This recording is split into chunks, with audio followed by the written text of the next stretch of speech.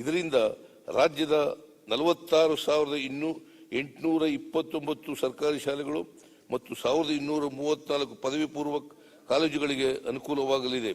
ಈ ಉದ್ದೇಶಕ್ಕಾಗಿ ಒಟ್ಟು 25 ಕೋಟಿ ರು ವೆಚ್ಚವಾಗಲಿದೆ. ರಾಜ್ಯದಲ್ಲಿ ಖಾಲಿ ಇರುವ ಸರ್ಕಾರಿ ಮತ್ತು ಪ್ರೌಢಶಾಲೆಗಳ ಹಾಗೂ ಪದವಿ ಪೂರ್ವ ಕಾಲೇಜುಗಳ ವಿವಿಧ ವಿಷಯಗಳ ಶಿಕ್ಷಕರು, ಉಪನ್ಯಾಸಕರುಗಳನ್ನು ನೇಮಕ ಮಾಡುವ ಪ್ರಕ್ರಿಯೆಯನ್ನು ಪ್ರಾರಂಭಿಸಲಾಗುವುದು.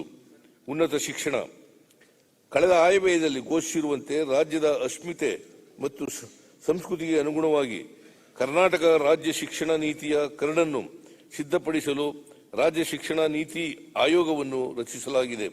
ಆಯೋಗವು ಶೀಘ್ರದಲ್ಲಿಯೇ ವರದಿಯನ್ನು ಸಲ್ಲಿಸಲಿದ್ದು ಅದರಂತೆ ಪರಿಶೀಲಿಸಿ ರಾಜ್ಯ ಶಿಕ್ಷಣ ನೀತಿಯನ್ನು ಅನುಷ್ಠಾನಗೊಳಿಸಲಾಗುವುದು.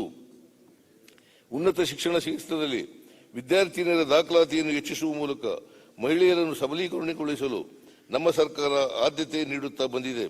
ಇಂದಿನ ಅಧಿಕಾರದ ಅವಧಿಯಲ್ಲಿ ಕಾಲೇಜು ಶಿಕ್ಷಣ ವಿದ್ಯಾರ್ಥಿನಿಯರಿಗೆ ಉಚಿತ ಶಿಕ್ಷಣ ನೀಡುವ ಮಹತ್ತರ ತೀರ್ಮಾನವನ್ನು ಕೈಗೊಂಡಿತ್ತು.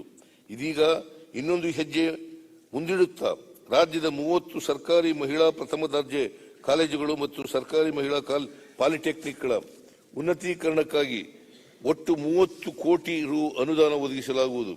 24-25ನೇ ಸಾಲಿನಲ್ಲಿ ಸರ್ಕಾರಿ ಪ್ರಥಮ ದರ್ಜೆ ಕಾಲೇಜುಗಳಲ್ಲಿ ಅಗತ್ಯ ಮೂಲಭೂತ ಸೌಲಭ್ಯಗಳ ಕಾಮಗಾರಿಗಳಿಗೆ 250 ಕೋಟಿ ರು ಮತ್ತು ಸರ್ಕಾರಿ ಪಾಲಿಟೆಕ್ನಿಕ್ ಮತ್ತು ಇಂಜಿನಿಯರಿಂಗ್ ಕಾಲೇಜುಗಳ ಕಾಮಗಾರಿಗಳಿಗೆ 120 ಕೋಟಿ ರು ಅನುದಾನ ಒದಗಿಸಲಾಗುವುದು.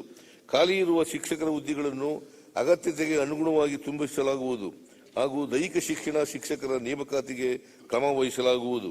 ಕಲ್ಯಾಣ ಕರ್ನಾಟಕ ಅಭಿವೃದ್ಧಿ ಮಂಡಳಿಯ ವತಿಯಿಂದ ಕೊಪ್ಪಳ, ಬೀದರ್, ಯಾದಗಿರಿ, ರಾಯಚೂರು ಮತ್ತು ಕಲಬುರಗಿಯಲ್ಲಿ ವಿಶ್ವವಿದ್ಯಾನಿಲಯಗಳ ಘಟಕ ಕಾಲೇಜನ್ನು ಅವಶ್ಯವಿರುವ ಜಿಲ್ಲಾ ತಾಲೂಕು ಕೇಂದ್ರಗಳಲ್ಲಿ ಸ್ಥಾಪಿಸಲಾಗುವುದು.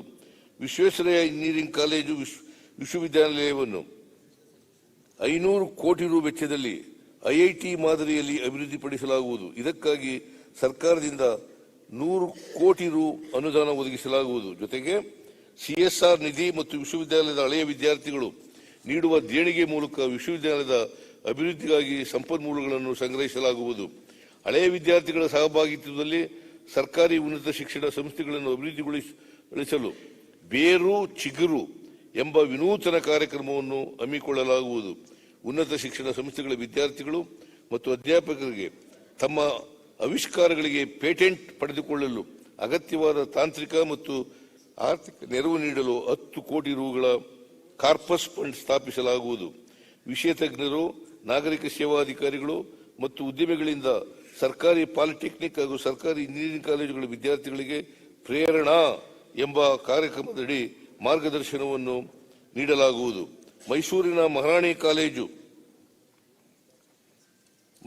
ಮಹಿಳಾ ವಿಜ್ಞಾನ ಕಾಲೇಜು ಕಟ್ಟಡವನ್ನು 54 ಕೋಟಿ ರು ವೆಚ್ಚದಲ್ಲಿ ಹಾಗೂ ಮಹಾರಾಣಿ ಕಲಾ ಮತ್ತು ವಾಣಿಜ್ಯ ಕಾಲೇಜು ಹಾಸ್ಟೆಲ್ ಕಟ್ಟಡ ನಿರ್ಮಾಣವನ್ನು 116 ಕೋಟಿ ರು ವೆಚ್ಚದಲ್ಲಿ ಕೈಗೊಳ್ಳಲಾಗುವುದು. ಆರೋಗ್ಯ ಮತ್ತು ಕುಟುಂಬ ಕಲ್ಯಾಣ ರಾಜ್ಯದಲ್ಲಿ ತೀವ್ರ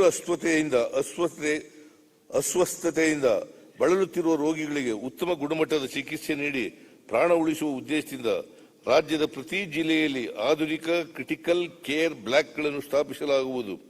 ಈಗಾಗಲೇ 15 ಜಿಲ್ಲೆಗಳಲ್ಲಿ ನಿರ್ಮಾಣ ಕಾರ್ಯವನ್ನು ಪ್ರಾರಂಭಿಸಲಾಗಿದ್ದು, ಪ್ರಸಕ್ತ ಸಾಲಿನಲ್ಲಿ ಉಡುಪಿ, ದಾವಣಗೆರೆ, ವಿಜಯಪುರ, ಮೈಸೂರು, ಮಂಡ್ಯ, ಧಾರವಾಡ ಮತ್ತು ಕೊಪ್ಪಳ ಜಿಲ್ಲೆಗಳಲ್ಲಿ 187 ಕೋಟಿ ರು ವೆಚ್ಚದಲ್ಲಿ ಕಟ್ಟಡ ಕಾಮಗಾರಿಗಳನ್ನು ಪ್ರಾರಂಭಿಸಲಾಗುವುದು. ಮುಂದಿನ ಸಾಲಿನಲ್ಲಿ ಉಳಿದ 9 ಜಿಲ್ಲೆಗಳಲ್ಲಿಯೂ ಕ್ರಿಟಿಕಲ್ ಕೇರ್ ಬ್ಲಾಕ್ಗಳನ್ನು ಸ್ಥಾಪಿಸಲಾಗುವುದು. ತಾಲೂಕು ಆಸ್ಪತ್ರೆಗಳಿಲ್ಲದ ಆನೇಕಲ್, ನೆಲಮಂಗಲ, ಹೊಸಕೋಟೆ, ಶೃಂಗೇರಿ, ಖಾನಾಪುರ, ಶಿರಹಟ್ಟಿ ಮತ್ತು ಯಳಂದೂರು ತಾಲೂಕುಗಳಲ್ಲಿ ಪ್ರಸಕ್ತ ಸಾಲಿನಲ್ಲಿ 100 ಹಾಸಿಗೆ ಸಾಮರ್ಥ್ಯದ ತಾಲೂಕು ಆಸ್ಪತ್ರೆಗಳನ್ನು 280 ಕೋಟಿ ರುಗಳ ವೆಚ್ಚದಲ್ಲಿ ನಿರ್ಮಿಸಲಾಗುವುದು. ಆರೋಗ್ಯ ಇಲಾಖೆಯ ಶಿಥಿಲಾ ವ್ಯವಸ್ಥೆಯಲ್ಲಿರುವ ಕಟ್ಟಡಗಳ ದುರಸ್ತಿ ಮತ್ತು ಉನ್ನತೀಕರಣಕ್ಕೆ 75 ಕೋಟಿ ರುಗಳ ಅನುದಾನವನ್ನು ಒದಗಿಸಲಾಗುವುದು. ಬೆಂಗಳೂರಿನ ಕೆಸಿ ಜನರಲ್ ಆಸ್ಪತ್ರೆ ಆವರಣದಲ್ಲಿ ತಾಯಿ ಮತ್ತು ಮಕ್ಕಳ ಆಸ್ಪತ್ರೆ ಕಟ್ಟಡ ಮತ್ತಿತರ ಮೂಲಸೌಕರ್ಯ ಕಾಮಗಾರಿಗಳನ್ನು 150 ಕೋಟಿ ರು ವೆಚ್ಚದಲ್ಲಿ ಪ್ರಾರಂಭಿಸಲಾಗುವುದು. ಗ್ರಾಮೀಣ ಪ್ರದೇಶದ ಜನರಿಗೆ 24x7